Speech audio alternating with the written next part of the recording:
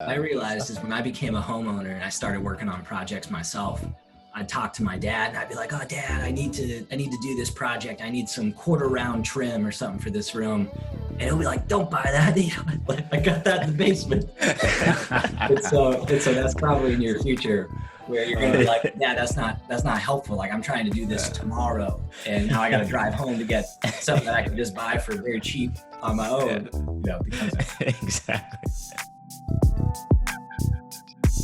What's going on, everybody? Welcome to Without a Roadmap. This is a podcast for product folks who don't know all the answers. We plan to tell the stories of product folks getting the job done, but still figuring it out. My name is Yonas. And my name is Cameron. Yonas and I are both PMs at Parlor. And today we're joined by Andrew, who isn't a PM, but is in charge of growth and has had a very successful career in growth. So why don't you introduce yourself real quick, Andrew? Well, appreciate the kind words. I'm Andrew Capland. I'm the head of growth at PostScript. Previously, I was working at Wistia, where I kind of started and scaled the growth team there, and way back in the day, HubSpot. So had a fun kind of journey throughout this process, and still learning just like y'all. For sure.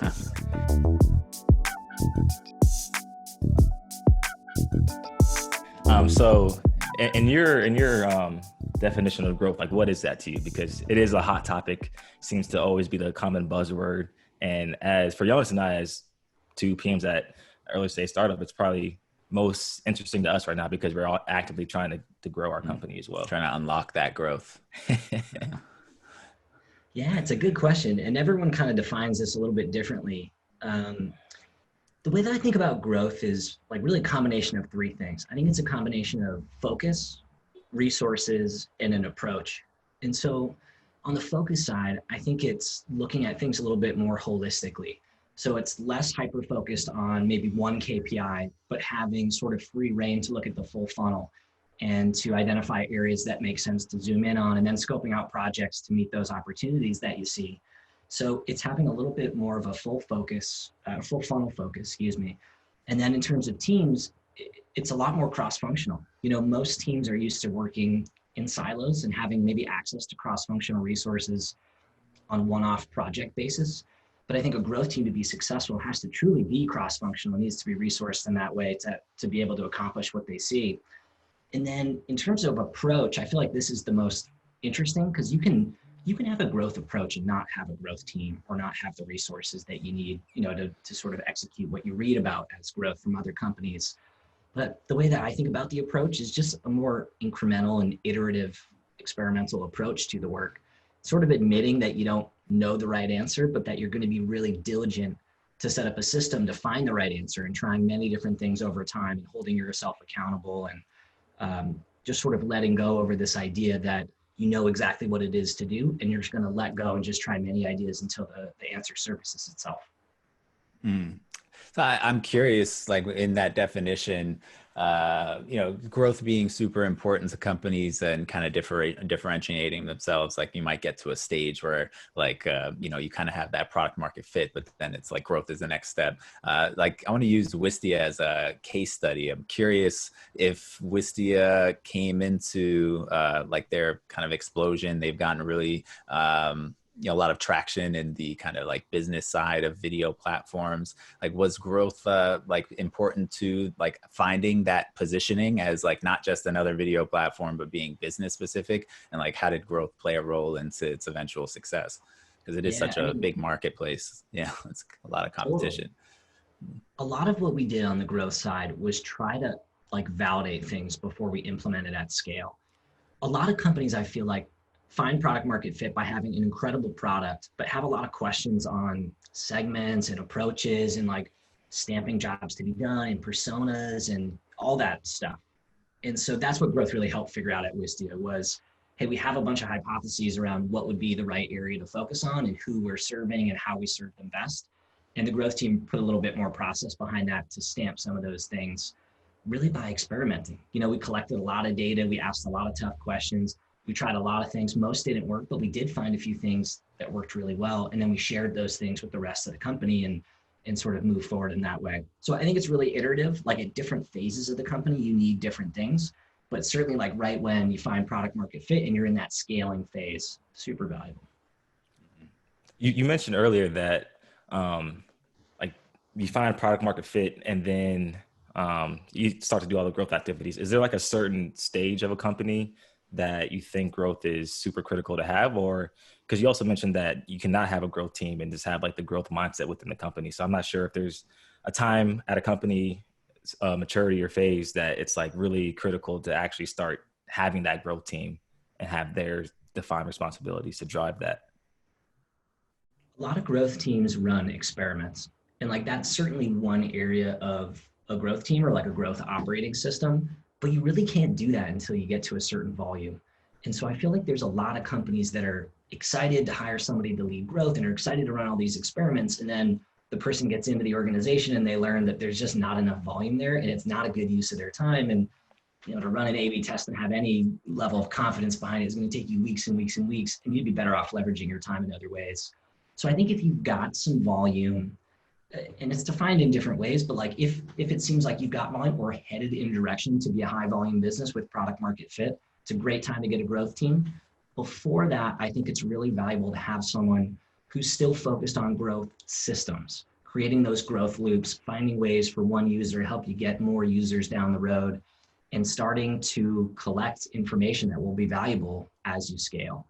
And so some of those things can be like referral systems, they can be freemium tool, there's all kinds of different tactics within that. But I think systematically creating systems for growth, you can do earlier. And who do you generally see like holding those growth responsibilities at those earlier stage companies that don't really have that role defined yet? Because Parlor, I think just about everybody's involved, but I'm curious, like what's more common? Like let's assume more Parlor's an anomaly. It depends on the go-to-market model. I worked at both of the company that I'm at now, PostScript, as well as Wistia, is really a product-led organization. Companies that are self-service sales models, essentially, where there are small sales teams that work with, 20 to 25% of the new installs that come in. But at a high level, the vast majority of the new installs on a monthly basis are just met with a self-service system. And so I think if that's the model, early on, it makes sense to hire somebody cross-functionally who's going to be paying attention to growth. And so that's exactly what I'm doing at PostScript. I was employee number 11, really the first hire that was sort of this, more on my background is marketing. I think a lot of growth folks come from marketing or product. So my core competency is marketing, but, really the first person hired into like this monetization space.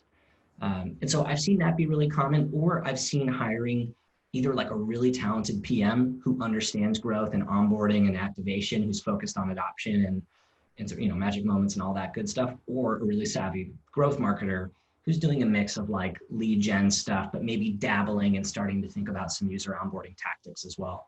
So there's no playbook, there's pros and cons to all that stuff. Those are just the three systems that I've seen. Mm.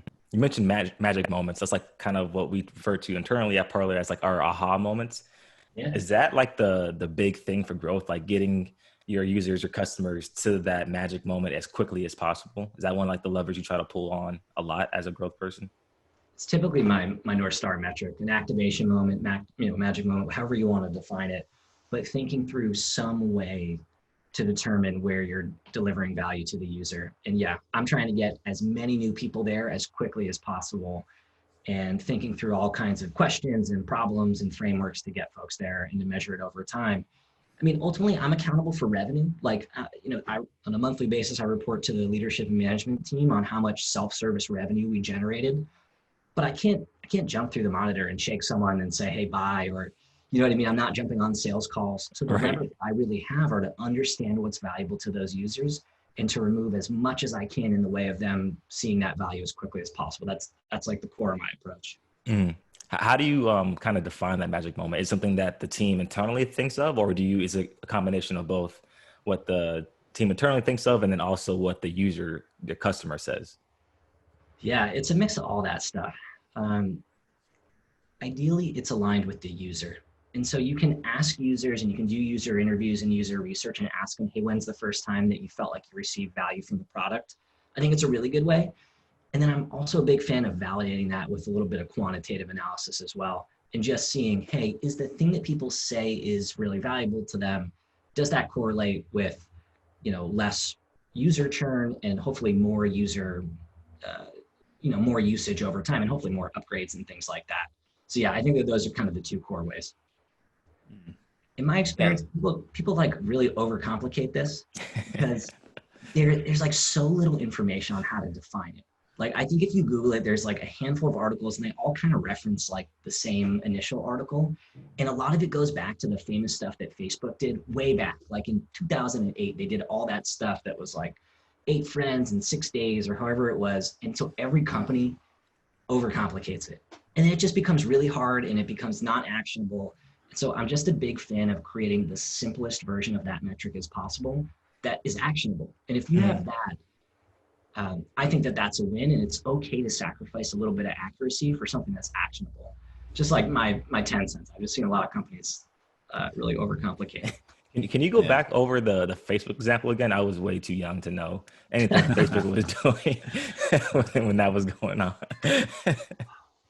There's all these, when I first got into growth, I don't want to date myself and say the year, but there was like this famous conference, and you can view all the recordings of every speaker at this conference, but it's everyone that you would be impressed by in the growth space. And it's called like WMD 500. It stands for like Weapons of Mass Distribution 500 or something. And there's, if you search for it on YouTube, it'll show up, and it's like, it's like Brian Balfour, it's Chamath, it's all the early guys from Facebook, it's all these really impressive growth folks, and they talk about that.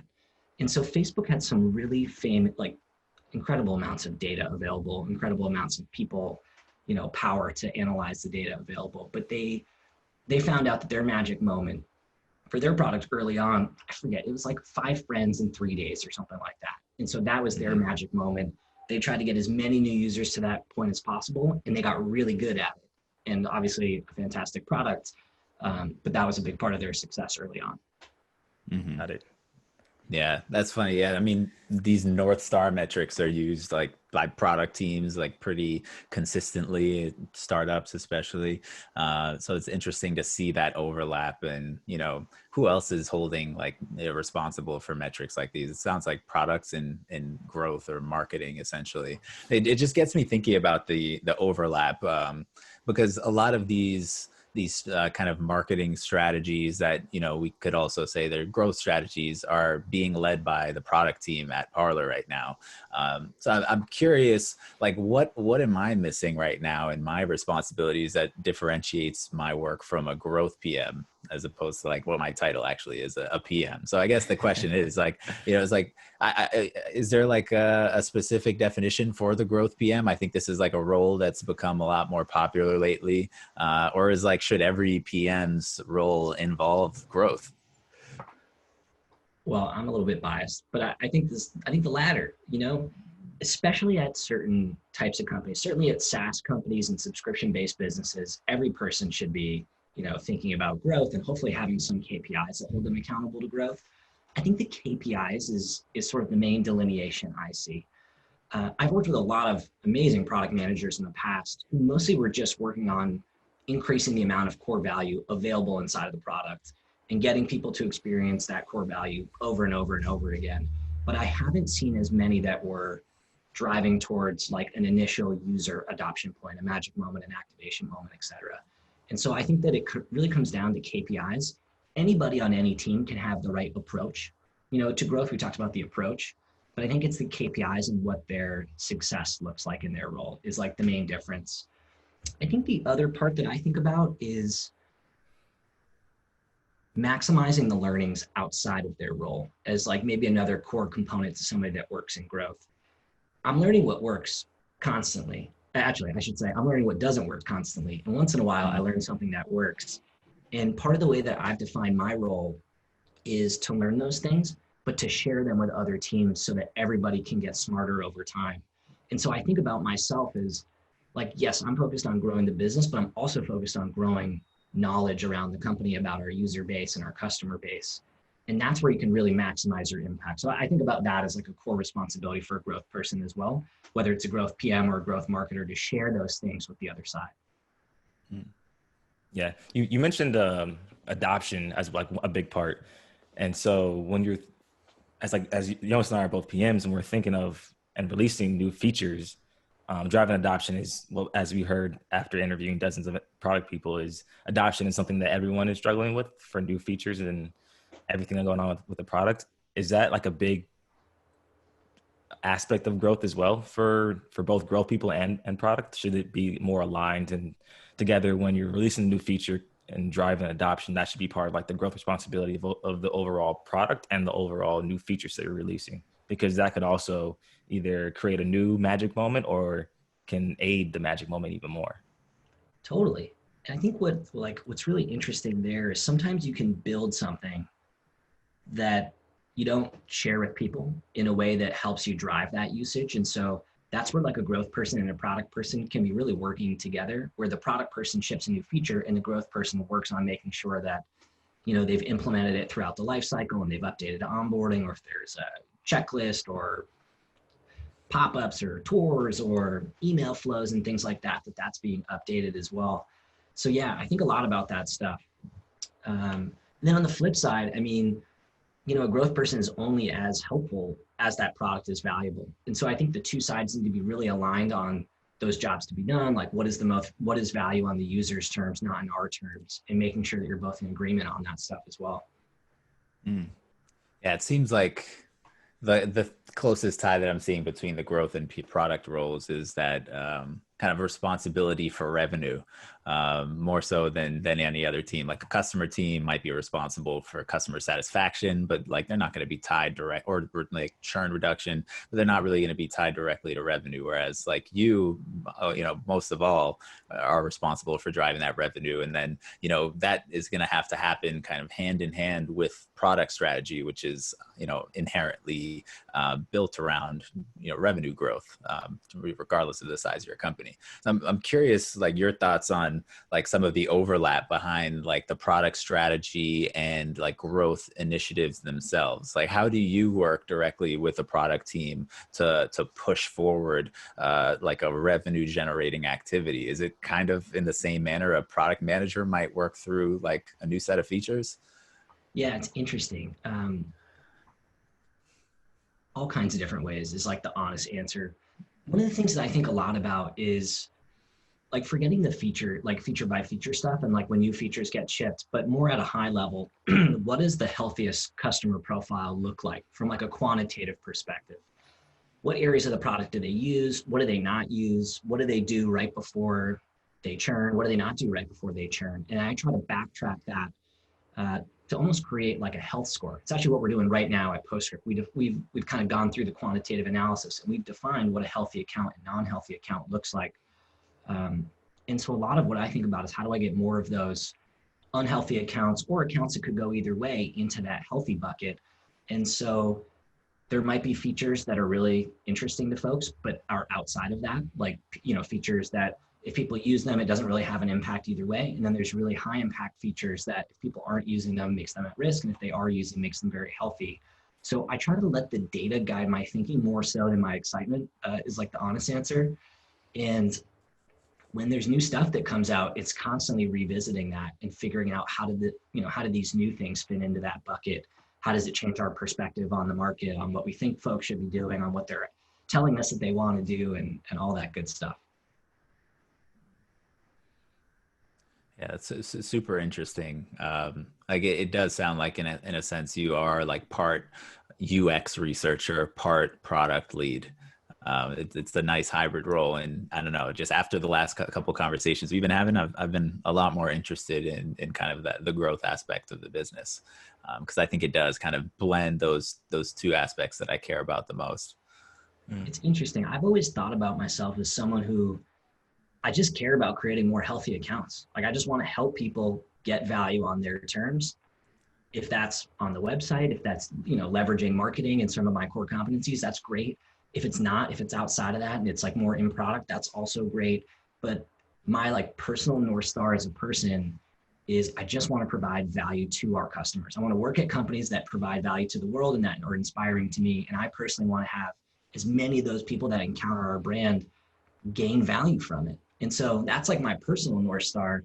And like, if I'm doing that, a proxy is the activation numbers should increase. And if those increase, then my boss is happy because hopefully the self-service revenue is increased. And so I think about it like that. I just feel like I'm hyper focused on the user and what they care about. Well, do you find that the customer health and revenue are always directly correlated? Like, what if there's a customer that's super pumped about your product, but isn't using it in the way that you like deem, proper? Like, is that a problem? And how do you mitigate that? They're happy with it. That's great. It's really common, actually. It's like more common than not where people come in, they're super excited to use some area of the product. If you ask them if they like the product, they say, yeah, I love it. And then when you actually look at their usage, they're not using much of it. And that's okay. And so the way I think about it is value on their terms, not on ours. And so a lot of what I think about is, are there different segments or verticals or personas or jobs to be done, however you want to slice and dice, where value is different. And so for some folks, value is just having the product there when they need it 3 times a year. And that works for them. From a customer health score, they probably have a low health score. They're high risk to churn, but if you talk to them, they're happy, they're not going anywhere. So that's okay too.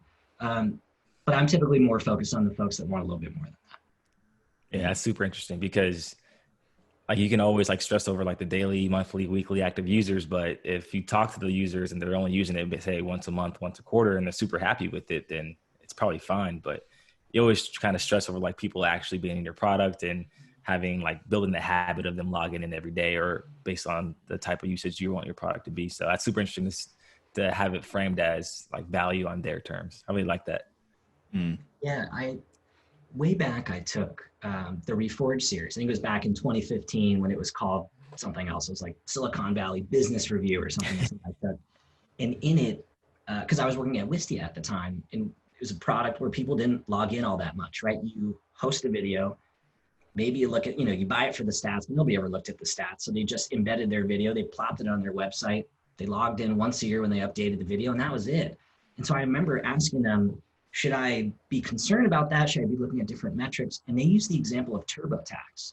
I was just going to say that. Yeah, so you guys already know. Yeah, it's you only log in once a year. You're happy. You're not going anywhere. It's there when you need it. You know what value is. And so different businesses just require different metrics. The weekly active, monthly active stuff just doesn't apply for every business. Mm-hmm.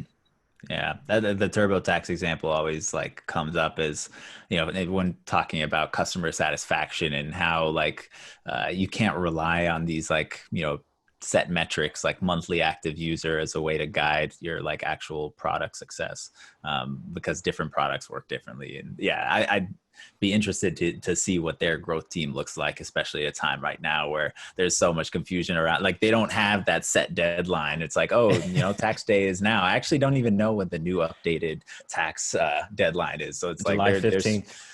There's so I many. only know that because I freaked out June 10th. I was oh wait, is taxes due June 15th or July 15th? So I scrambled to do it real quick. Yeah. Thanks for the heads up because I still need to do that. But yeah, they've exhausted their marketing campaigns, because I remember I always get a month's worth of emails in a 1 week span, and now I lost them. So their growth team is probably having trouble trying to. They're super honed in on this one date, and now they gotta jig it around a little bit. Yeah, but I'm curious to hear.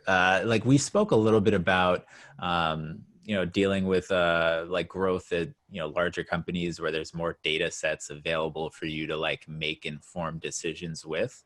But at Parlor, I said Cam and I were the growth team. You got a couple other marketers on the team who also work on these sorts of activities and initiatives.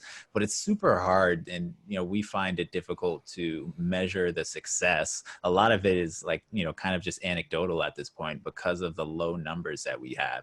So it's I'm curious, in your experience, I know PostScript might be a little further along than us, but what are some things that you do to kind of ground yourself in data while still making kind of gut decisions for your growth strategy? I love this question. This is what every company struggles with early on. I think about it as understanding the problem more so than validating you've got the right solution. And I'll elaborate a little bit, but I feel a lot of my a lot of my best wins and a lot of the coolest examples that I've heard from other growth folks come from just really understanding the problem that they're trying to solve. And so I think if you, like, let's say you're focused on, I'm just going to use a website example, but we can talk about a product example afterwards. But like, let's say you're just focused on trying to get more installs on a monthly basis, and you've got a page on your website that gets a lot of traffic, but like very low installs. And so you're thinking to yourself, I need to do something here. I don't know what it is, but it's probably on this page. I got all these people, unless they're totally the wrong people, which is one hypothesis, I must not be communicating to them in a way that is resonating. And so I think about that as a problem in ways that you could understand it more would be like one option would be to launch a little pop-up on the website for like 3 weeks and just say, hey, thanks for stopping by. We're flattered you're here. We've got a free 30-day trial. You can really kick the tires on the product. Would you mind sharing what's stopping you from trying it out today?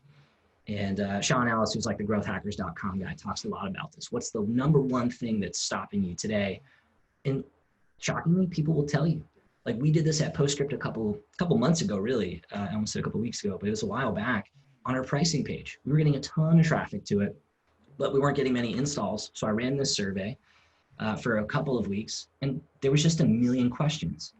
And so I understood that people had all these questions, and as a solution, we added FAQ copy. Not the most complex solution. Installs went up almost instantly. Was able to measure it and validate it, but because I understood the problem really well, I had confidence it was the right solution. So for small teams, I think about that. So you've got surveys as a really good option. You've got a tool like Full Story where you can watch people use it. You can literally see where they're stuck and maybe try to create some hypotheses from that. You could also use like a crazy egg, to kind of help you understand heat mapping and scroll mapping and stuff like that. And then like another really savvy play is to use user testing. So you could do it with a real person. We used to do a lot of usertesting.com. I think they've raised their prices now. It's like an enterprise tool, but there's more, startup level price points. And you just enroll people that meet your bullseye.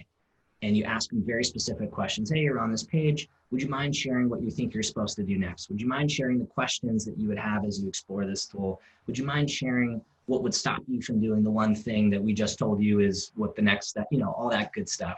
And that just helps you understand the problem really well. Mm. Yeah, I think full disclosure, we chatted about this when we were talking about the podcast with you a couple of weeks ago. And since then, we've actually implemented automated chat flow on our marketing site. And we've already been seeing people messaging that. So as opposed to the previous one that we had where it was just like, if you want to reach out, feel free. Now it's like we're popping up, and depending on the page you're on, we're going to, present you with this set of questions, links to, FAQs, things of that nature. And it's awesome to see people engaging in a way that they had never done before. And it was just all because, I don't know, we're just kind of, a lot of people just, me included, we're just passively scrolling through the internet, and, it kind of takes something to really grab your attention and push you down the right path. That's cool. So it's working? So far. I mean, I don't think it's, generated any revenue quite yet, but give it some time. I don't know. I imagine growth strategies take a long time to actually like materialize the intended returns. Yeah. I mean, it always takes a little while to draw a straight line to revenue, which is why I think that's like not always the best goal, right? So if your goal is just to understand your user more and to provide value to them, and you just feel in your soul, which is if you do that, you're going to create better quality users and improve the brand. And that should manifest itself in dollars down the road, although you're not going to know that it was exactly this thing and exactly how much, then like it's the right thing to do. And that's how I try to think about it. Yeah, I think just having something there for the person to actually interact with you is just so helpful, because you think about like these older kind of legacy products. Like when you have a question, it takes you forever to actually find the one link you need to actually contact a human being. It's like hitting on the page in it's very small font. So just having like a pop-up is just so helpful. Like just for me personally. When I'm I have a dorky expression that I share with our CEO sometimes. He'll ask me like, oh, hey, we launched this thing. How's it doing? Like, just using the example that you shared, if it was me working on that, I'd say, well, we did some good stuff. Good things are happening. We feel good about it, but I don't know how much impact on it. And I say it just like that. That's that type of stuff only like PMs and growth people can get away with. It's like everybody else is so like strictly tied to some specific metric. Where it's like, nah, I think we're doing good. I'm gonna start using that. Yeah. So whenever Keith asks me, like, "Yep, We did a good thing. It feels good. Yeah. Yeah. I'm curious if there's something that anybody listening here that works for a startup and doesn't have a growth focused person on the team. What do you think they could do that's like missing at most companies to improve the way that their organization does growth or focuses on growth? It's just asking great questions. Understanding what is value, I think is the number one thing that people are misaligned on. Most companies are just focused more on themselves, right? How do we get more leads? How do we get more sales? How do we generate more PQLs? How do we do this? But really the way to do that is by figuring out what is value to the different users and how many different flavors of that value are there. So one of the most powerful things that I have seen, I've done this both at Wistia, we did this multiple times at Wistia. This was one of the first things I did at PostScript, but for like 6 weeks, I updated the sign up form and I asked an open-ended question. And it was something along the lines of like, hey, thanks for installing. We're pumped that you're trying the tool. Would you mind sharing what your main goal is for installing the product today? Open-ended, free text responses. Got like 600 or 800 of them, you get a whole bunch of them. And then you look through it and you do the manual, head scratching work of trying to bucket them into themes and commonalities. And then the really fun stuff is seeing the difference in activation rates and purchase rates based on those themes. And from that, it will help you to understand what value is. And then you can ask more questions around how can we get people to experience that value quicker? What's in the way of it? Is this the right blank state with that value in mind, or does it need to be different? Is the onboarding flow the same for everybody else, or do we need different recipes and things like that? So those are some of the like good questions, great questions that I've tried to ask right off the bat to understand users a little bit more. Is that along the lines of like customer journey mapping? A little bit, yeah. I mean, I think a really good vision to try to aim for whether it's a growth PM or head of growth or whatever it is, somebody that's focused on that activation number, is a future world where there's a base onboarding flow and then there's different onboarding flows to help people who fit the different buckets. And so one of your if you help people see success on their terms and it's different, it tends to be more helpful to them. And so that's true on the website. More segmentation is generally valuable. And then the same thing in the product. And so I think if that's the vision that you're aimed for, it's a really good place to be, and something that is just like exciting and motivating and hopefully like, helpful to everybody's KPIs. Yeah. I think the hard part for me is going to be learning how to ask the great questions. Yeah, it's a really introspective process. And yeah, so especially earlier on, like, at Parlor in particular, that was something that we've like kind of run back multiple times to really understand like what the value we're providing is. And so that's why, yeah, maybe it does make sense to kind of like, wait a little bit before diving too deep into growth, because yeah, if you're aligning on the wrong value proposition, then, I think you're going to miss altogether. What I've seen to be super common is a lot of people just run into tactics. Like growth people they like hearing about what other companies are doing. And, I go to all the conferences, I watch the WMD on YouTube. Like I'm a junkie, man. I love it. Mm-hmm. And when you hear about it, you just hear about these cool things that other folks have done. And then you instantly get excited to try to implement something just like that at your company. And almost every single time that I've done that, it just hasn't worked. And then when I started listening, to the same people, but I listened to different parts of the talks, you realize that they found those things by just really understanding the users and by asking like more high level framework questions. And that's like the evolution that I personally have been on as a growth practitioner. Is I used to be heads down on tactics and asking to gain all the tactics. And now I'm more focused on frameworks and trying to understand how to find the tactics. But like, I don't know them all. There's people that are way more technical that are also really successful. But that's just the path that I have found. Mm-hmm. Super helpful. Well, Andrew, thank you so much for joining us and giving us this great talk about growth and teaching us everything there is to know about growth so far. Yeah, it's felt like a lecture series. This is a lot of facts were just dropped on us. Yeah, you should have a master class. I'm still learning. I'm still on this journey too. All right, man. Well, thank you for joining us. for everybody that listened, I hope you enjoyed it as well. And we'll catch you guys next time.